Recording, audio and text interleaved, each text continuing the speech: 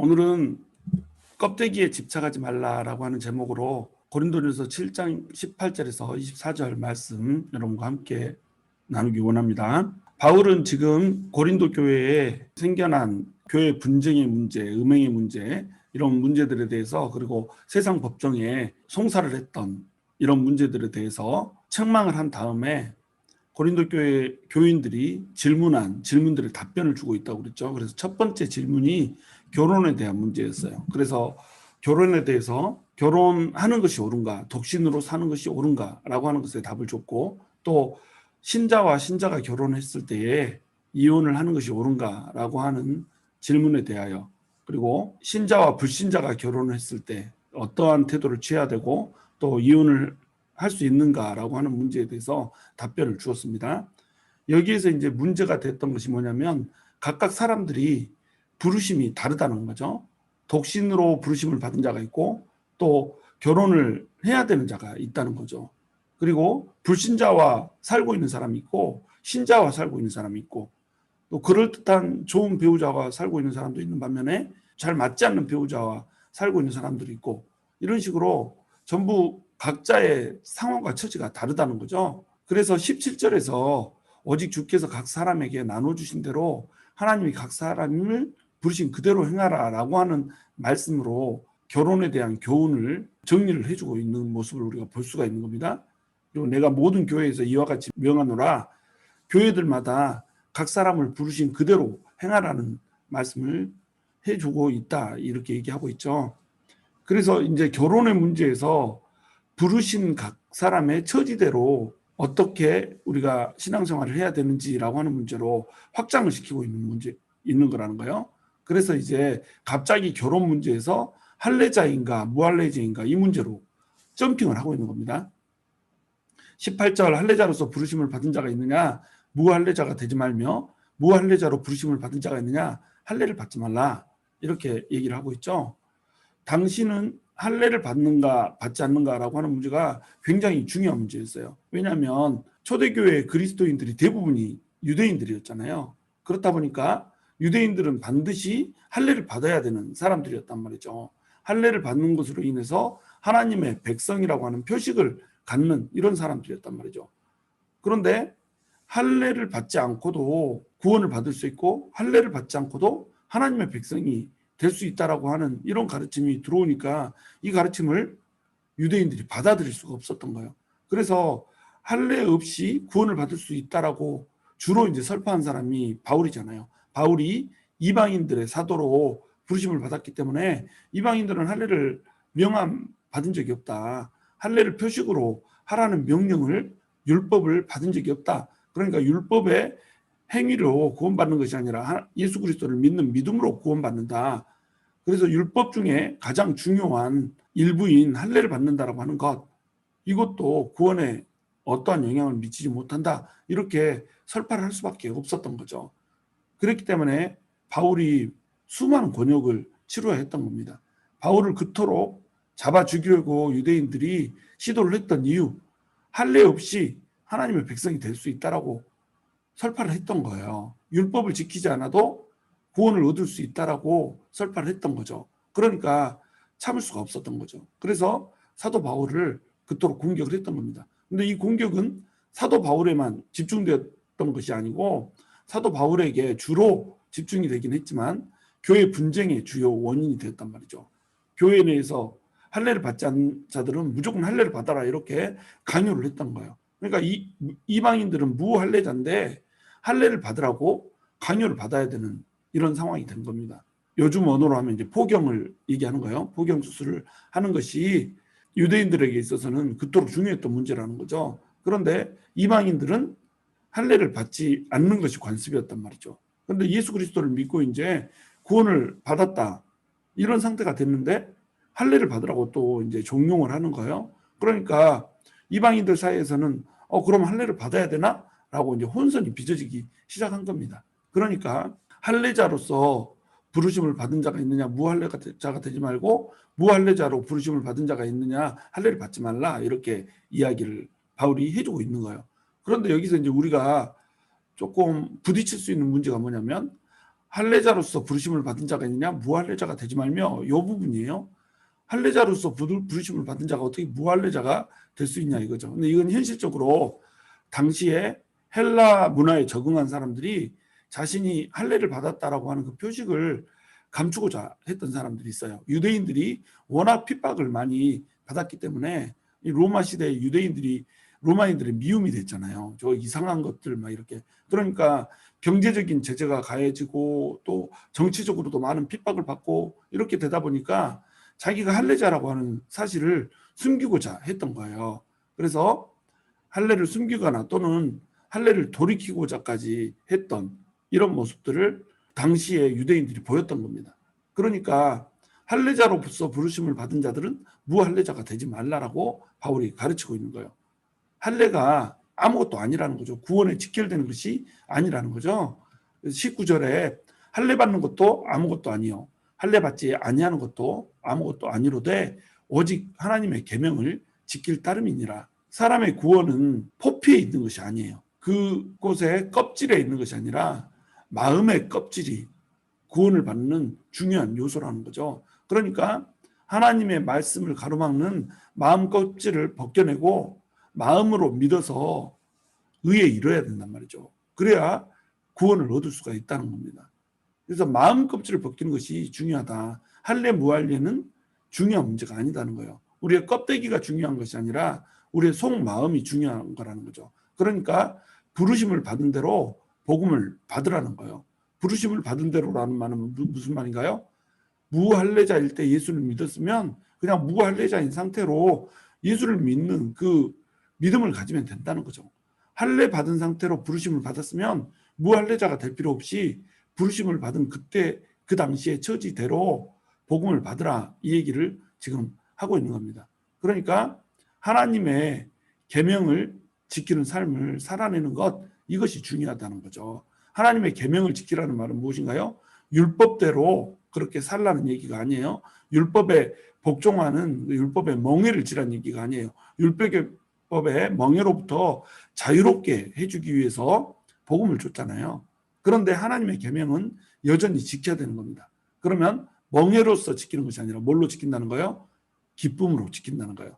진심으로 지킨다는 겁니다. 마음에서 우러나서 willingly 지킨다는 거예요. 기꺼이 지킨다는 겁니다. 그 삶을 살라고 지금 얘기를 해주고 있는 거죠. 20절, 각 사람은 부르심을 받은 그 부르심 그대로 지내라, 이렇게 나와 있죠. 그 부르심 그대로, 이 말은 17절에 나오는 부르심의 의미와 달라요. 17절에 나오는 부르심은 구원하기 위해서 부르시는 부르심입니다. 그래서 17절 보시면 하나님이 각 사람을 부르신 그대로 행하라, 이렇게 얘기하잖아요. 하나님께서 부르신 이유가 뭐죠? 구원을 위해서 부르셨단 말이죠. 그런데 하나님께서 구원을 위해서 부르실 때 그 처지가 있단 말이에요. 그 처지가 20절에서는 부르심이란 단어로 사용됐단 말이죠. 그러니까 어떤 상태로 부르심을 받았냐, 어떤 상태로 구원을 받았냐, 이 말인 거죠. 그래서 이 땅에서 처해 있는 처지로서의 부르심을 지금 얘기하고 있는 거예요. 그래서 할례자인 상태로 부르심을 받았는가, 아니면 무할례자인 상태로 부르심을 받았는가, 이때의 부르심은 구원의 부르심이라는 거죠. 근데 할례자라고 하는 그 상태도 부르심이라고 말할 수가 있는가요? 할례라고 하는 그 부르심으로 구원이라는 부르심을 받았냐, 무할례자인 그 부르심대로 구원이라고 하는 부르심을 받았냐, 이 말인 거죠. 그래서 부르심 그대로 지내라는 거예요. 할례자로 부르심을 받았으면 할례자로, 무할례자로 부르심을 받았으면 무할례자인 그대로 지내라는 거예요. 굳이 이거 변경할 필요가 없다는 거죠. 그 모든 것은 뭐라는 거예요? 껍데기라는 거예요. 마음이 중요하다는 거죠. 마음으로 하나님을 진정으로 섬기는 것, 이것이 중요하다는 거죠. 우리도 마찬가지예요. 이 세상 가운데서 우리가 어떠한 처지에 있는지 이거 중요하지 않아요. 우리의 부르심이 과학자면 과학자대로, 교사이면 교사인 대로, 가정주부이면 가정주부인 대로, 사장이면 사장인 대로, 또 직원이면 직원인 대로, 그것이 부르심이라는 거, 각자의 부르심이라는 거죠. 구원의 부르심이 아니라 이때는 직업의 부르심이죠. 또 신분의 부르심이죠. 이 부르심대로 그대로 지내면서 구원의로의 부르심, 하나님의 백성으로의 부르심, 그 백성으로서의 부르심에 임하라는 거예요. 21절 내가 종으로 있을 때에 부르심을 받았느냐 염려하지 말라. 그러나 내가 자유롭게 될 수 있거든 그것을 이용하라. 이제 신분의 문제로 넘어가죠. 종으로 부르심을 받았다. 이 말은 뭐예요? 종이라고 하는 것이 직업적으로 부르심이라는 겁니다. 종이라고 하는 소명, 그 가운데서 부르심, 하나님께서 부르시는 구원에 대한 소명, 이것을 받으라는 얘기예요. 그래서 종으로 있을 때 부르심으로 받았으면 내가 종이라고 하는 신분 때문에 염려하지 말라는 거예요. 고린도 성도들은 대부분이 종이라고 그랬잖아요. 신분들이 다들 낮았단 말이죠. 그래서 너희 가운데 문벌 있는 자나 지혜 있는 자나 뭐 권력 있는 자나 이런 사람들이 드물다라고 얘기를 했었잖아요. 사도 바울은 고린도에 보내는 편지 곳곳에서 고린도 성도들이 신분이 그렇게 높지 않은 사람들이라고 하는 것을 나타내고 있어요. 그것도 그럴 듯이 이게 고린도라고 하는 도시 자체가 60만 명의 도시 가운데 뭐 종으로 세워진 사람들이 3분의 2가 됐었잖아요. 그러니까 신분 낮은 자들이 교회의 주요한 멤버를 차지하는 것은 당연한 일이었다는 거죠.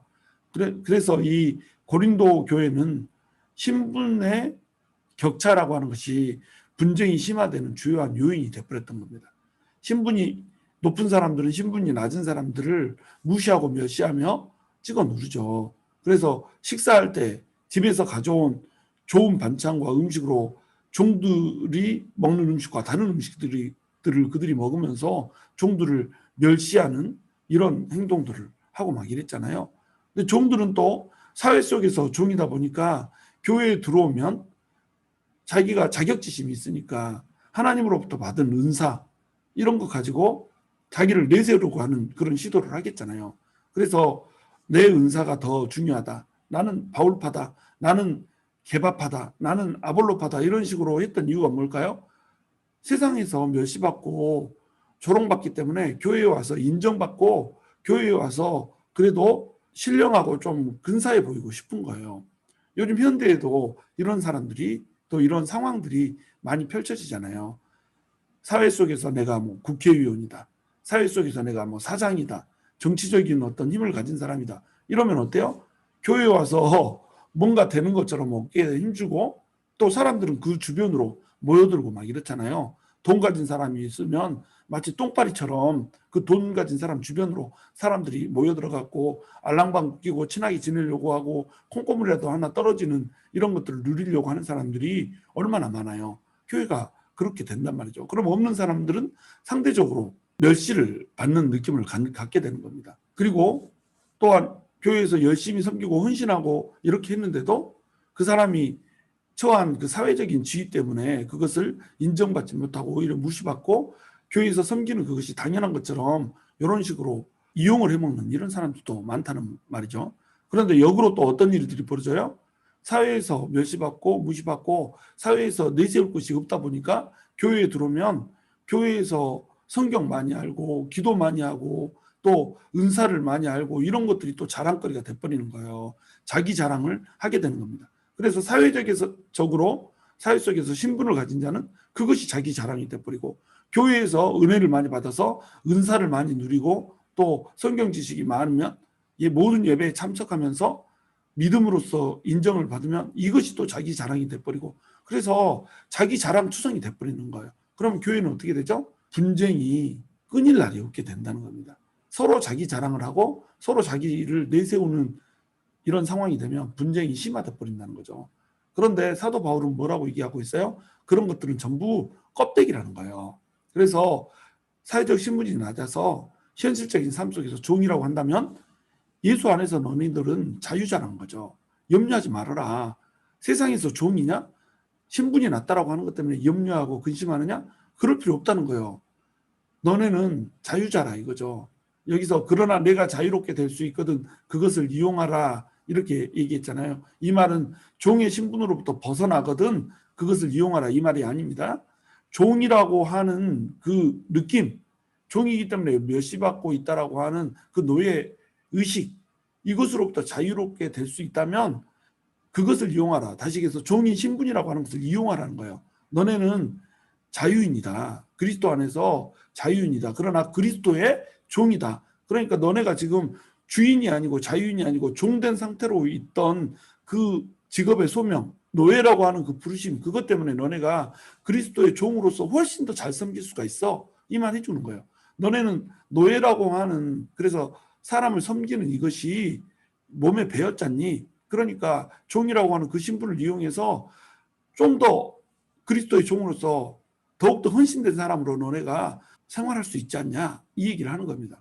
그러니까 자유롭게 될 수 있거든. 너의 그 직업의 상태, 노예라고 하는 그 신분, 이것을 오히려 이용해버리라는 거예요. 그것으로 willingly 더 헌신되게 섬기는 그런 사람이 돼버리란 말이에요. 그러면 하나님께서 너를 기뻐할 것이다, 이렇게 지금 얘기를 하고 있는 거죠. 22절에 주 안에서 부르심을 받은 자는 종이라도 주께 속한 자유인이요, 또 그와 같이 자유인으로 있을 때에 부르심을 받은 자는 그리스도의 종이니라, 이렇게 얘기하고 있죠. 방금도 설명했듯이 종이었던 자가 그리스도의 부르심을 받았어요. 그러면 주님이 종이라고 하는 신분을 전부 끊어버렸기 때문에 주님 안에서 다 자유인이란 말이에요. 그런데 자유인으로 있을 때 부르심을 받은 자는 자기가 그리스도의 종이라고 하는 사실을 좀 알라는 거죠. 높아지고 하는 자는 낮은 자리에 내려가서 섬기라는 거예요.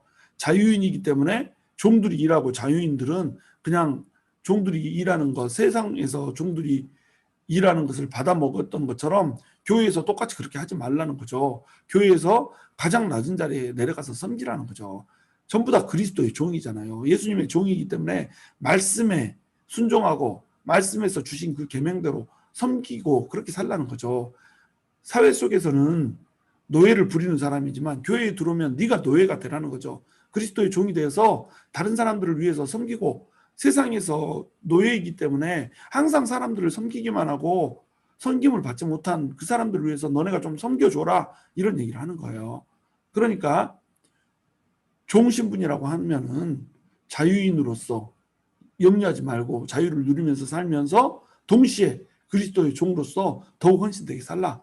자유인이라고 한다면 세상 속에서 자유를 누리던 그 상태로 교회에 들어와서 그렇게 노예들 부려먹지 말고 그리스도의 종이 돼서 노예들을 너네가 좀 섬겨라, 이렇게 해서 분쟁 없애고 부르심 받은 그대로 모든 사람이 종으로, 모든 사람이 동시에 자유자로 이렇게 좀 섞여서 분쟁 없이 사랑하면서 좀 살아라, 이 얘기를 해주고 있는 거죠.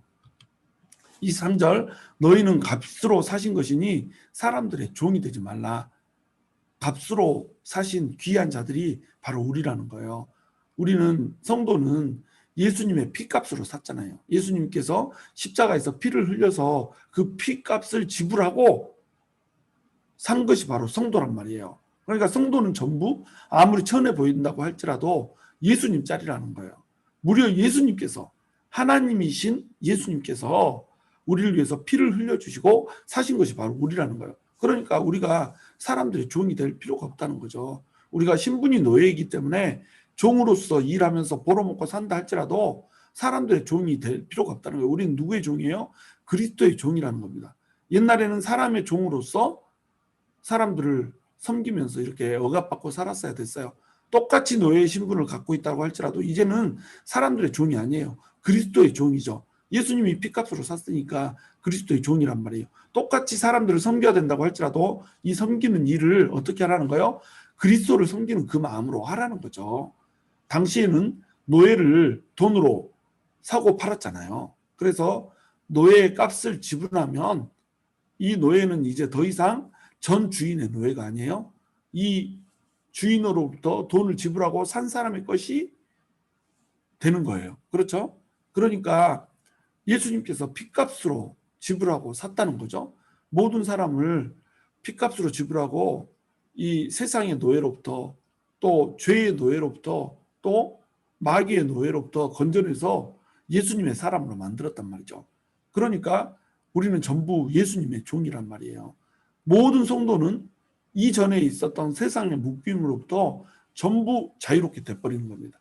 우리의 육신의 묶임, 우리의 죄의 묶임, 사망의 묶임, 사망이 왔기 때문에 우리에게 주어지는 모든 죽음의 그림자들로부터의 묶임, 이 묶임들로부터 우리가 자유로워져 버렸다는 거예요. 현실적으로 질병이 있어서 질병에 묶여 있다고 할지라도 실상으로는, 영적으로는 우리가 그 묶임에서 자유한 자라는 겁니다. 그러니까 성도는 어때요? 자유자라는 거예요. 사람들의 종이 될 그러한 존재들이 아니란 말이죠. 그러나 오직 그리스도께는 뭐예요? 종이 있다는 거예요. 왜냐하면 노예였던 우리를, 죄의 노예였고 사망의 노예였고 마귀의 노예였던 우리를 예수님께서 피값을 주고 사버렸잖아요. 지불하고 돈을 갚은 다음에 샀단 말이죠. 그러니까 우리는 누구의 종이에요? 그리스도의 종이란 말이에요. 모든 노예들, 모든 자유인들 할 것 없이 모든 사람들이 전부 그리스도의 종이란 말이죠. 그러니까 그리스도의 종이 되어서 너네는 살라 이거죠. 24절 형제들아 너희는 각각 부르심을 받은 그대로 하나님과 함께 거하라 이렇게 나오죠. 각각 부르심을 받은 그대로, 여기에서도 이 부르심은 구원의 부르심이라고 하기보다는 직업의 부르심이죠. 우리 신분의 부르심이고 또 우리 형편의 부르심이죠. 우리 형편, 각자의 사람들의 형편이 다 달라요. 어떤 사람은 독신으로 부르심을 받았고 어떤 사람은 결혼하는 기혼자로서의 부르심을 받았고 또 어떤 자는 신자와 살고 어떤 자는 불신자와 살고 각각 자기가 처한 그 자체가 부르심이란 말이죠. 어떤 사람은 노예로 살고 어떤 사람은 자유자로 살고 어떤 사람은 주인으로 살고 어떤 사람은 종으로 살고 어떤 사람은 사장으로 살고 어떤 사람은 직원으로 살고 이것이 다 부르심이란 말이죠. 그럼 부르심이 다 다른데 이 부르심 가운데서 하나님과 함께 거하는 것, 이것이 제일 중요하단 말이에요. 노예인가 자유인인가 이거 중요하지 않다는 거죠. 할례자인가 무할례자인가 이거 중요하지 않다는 거죠. 이런 것은 전부 다 뭐다? 껍데기다. 이 상태로 사는 거 이것은 그냥 몇 년 지나고 나면 전부 지나가는 것이다. 길게 살면 80년 살고 나면 그냥 죽고 하나님한테 가는 거 아니냐. 그러니까 이 세상 가운데서 어떠한 상태로 부르심을 받았건 간에 어떠한 상황과 어떠한 처지에 있건 간에 너네는 하나님과 함께 거하면서 현재 상태를 인고하고 보내고 즐기면서 이렇게 살아가라 이렇게 얘기를 하고 있는 거예요. 여기서 이제 하나님과 함께 거하라 이 말은 파라데오 이렇게 표현되어 있습니다. 여러분 코람데오라고 하는 말은 잘 아시죠? 코람이라고 하는 말은 before라는 말이에요. 그래서 하나님 앞에서 이런 뜻입니다. 그래서 코람데오의 삶을 살아라 이 말은 무슨 말이냐면 내가 하나님 앞에 서 있다. 그러니까 하나님 앞에 항상 내가 하나님 앞에 있는 것처럼 성결하게 살라 이 말이죠. 거룩하게 살라 이 말이죠. 그런데 코람데오 말고 파라데오라고 하는 말이 있어요. 여러분 전치사 중에 영어 전치사 중에도 파라 하면은 옆에란 뜻이잖아요. 그래서 뭐 패러사이트 이러면 옆에 위치하고 있다 이래가지고 기생충이란 뜻이 되잖아요. 기생충이 숙주 옆에 딱 달라붙어가지고 이렇게 먹고 살잖아요. 그렇죠? 그런 것처럼 파라라고 하는 말이 들어가면 전부 옆이란 뜻이 되는 거예요. 그래서 뭐 평행선도 패러블 이렇게 되잖아요. 패럴렐 이렇게 되잖아요. 파라 옆에서 그대로 나란히 가다 이런 뜻이니까 평행선이 되잖아요. 패럴렐 이런 뜻이 되잖아요. 그래서 파라라고 하는 말이 들어가면 전부 곁에서라는 의미가 되는 거예요. 그래서 파라데오 이러면 하나님 곁에서 이런 뜻인 겁니다. 우리가 코람데오의 삶을 살라 이 말처럼 하나님 앞에서 성결하게 사는 거 매우 중요하죠. 그런데 성결한 삶이 어떻게 가능하죠? 하나님 곁에서 하나님과 동행하면 가능한 겁니다. 우리가 파라데오로 살아야 되는 거예요. 하나님 곁에서 하나님과 손잡고 가는 거죠. 그래서 이성봉이라고 하는 목사님은 왼손을 항상 이렇게 주먹을 쥐고 다녔다고 하잖아요. 주님의 그 강한 오른손을 내가 항상 잡고 있다.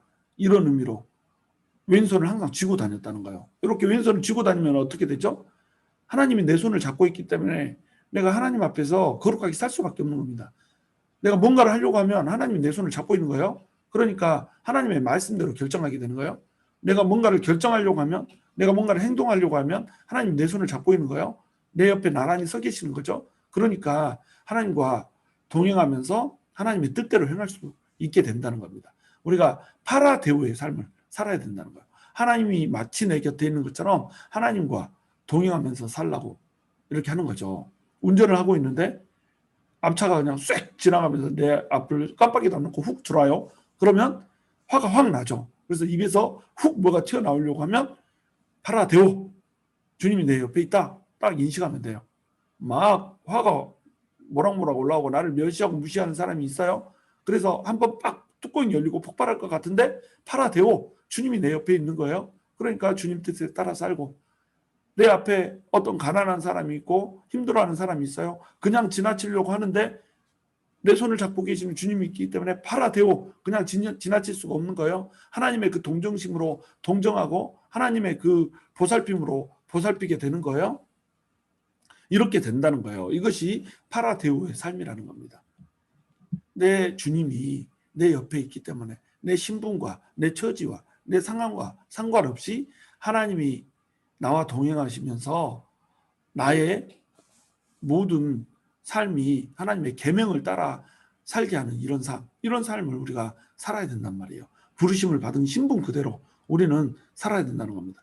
바울은 사도로 부르심을 받았잖아요. 그렇기 때문에 바울은 사도대로, 또 아볼로는 교사로 부르심을 받았잖아요. 그러니까 아볼로는 교사대로 부르심을 받은 그대로, 사도는 사도대로, 교사는 교사대로 이렇게 산다는 거예요. 종은 종대로, 자유는 자유자대로 이렇게 살라는 겁니다. 종은 종대로 살라는 말이 종으로 남아있으란 말이 아니에요. 자유인이 될 수 있으면, 현실에서도 얼마든지 자유인이 될 수 있으면 좋죠. 직장 직원이면 언제나 직장 직원으로만 있으란 얘기 아니에요. 사장 될 수 있으면 사장 될 수 있으면 좋죠. 그러나 그 상황은 중요하지 않다는 거죠. 그거는 그냥 껍데기라는 거예요. 우리가 목사로 부름을 받았으면 목사로 살아갑니다. 그리고 여러분들이 성도로 부르심을 받았으면 성도로 살아가는 거예요. 그런데 목사인가 성도인가 이거 중요하지 않다는 거죠. 우리가 뭐 어떠한 직업을 갖고 살고 있는가 이거 중요하지 않다는 거죠. 뭐가 중요한다는 거예요. 그 모든 상황 속에서, 그 어떠한 상황 속에서도 파라데오로 살아가는 게 중요하다는 거예요. 예수님의 손 잡고 동행하는 삶을 사는 것이 중요하다는 겁니다. 그러니까 우리는 있는 모습 그대로 파라데오의 삶을 살아내야 된다는 거예요. 우리의 껍데기는 전혀 중요하지 않다는 거죠. 그러므로 껍데기는 가라, 비본질은 가라, 본질은 하나님과 동행하는 거다. 평생의 삶에 하나님과 동행하면서 하나님의 계명들을 지켜내면서 사는 삶, 이것이 중요하다는 거예요. 하나님께서 뭐라고 말씀했는가, 이것이 중요하다는 거죠. 그런데 우리는 항상 상황 속에서, 항상 우리의 조건 속에서 행복과 이 불행을 결정을 해버리잖아요. 이 일이 이루어졌으니까 행복해, 이 일이 안 됐으니까 불행해, 나는 왜 이 모양 이 꼴로 만드셨을까, 나는 왜 저 사람은 사장으로 만들었네, 나는 늘 이렇게 뼈 빠지게 일해야 되는 이런 상태로 만들었을까, 이러고 있지 말라는 거죠. 지금 내 처해진 그 상황 가운데서 감사하라는 거예요. 우리가 하나님께 부르심을 받고 예수 그리스도의 피값으로 구원을 받았다라고 하는 이것보다 더 큰 축복이 있을 수 있나요? 근데 사람들이 감사를 할 줄 모른다는 거죠. 성도가 되었다고 하면서도 감사를 할 줄 모른다는 거예요. 그러니까 하나님 속이 얼마나 터지겠어요. 내가 예수님의 피값으로, 무려 하나님이신 예수님의 피값으로 너네를 샀는데 그것이 그렇게 값없는 거냔 말이죠. 우리가 구원받았다라고 하는 그 사실 그 자체로 감사하면서 기뻐하면서 행복할 수 없냔 말이죠. 그것을 우리가 안다면 모든 상황 속에서 기뻐하면서, 모든 상황 속에서 하나님께 순응하면서, 하나님의 말씀에 순종하면서, 어떻게 하면 하나님을 기쁘게 해드릴까, 하나님의 손을 잡고 하나님의 동행하는 삶을 이렇게 살아낼 수가 있단 말이에요. 파라데오의 삶을 살아낼 수가 있다는 겁니다. 저와 여러분이 상황과 조건에 상관없이, 우리의 처지에 상관없이, 우리의 신분에 상관없이, 우리의 부르심에 상관없이 어떠한 상황이 있어도 파라데오 하면서 하나님과 동행하는, 그래서 하나님의 말씀을 이루어내고 하나님의 뜻을 이 땅 가운데 펼쳐내는 그런 멋진 성도들이 될 수 있기를 주님의 이름으로 축원합니다.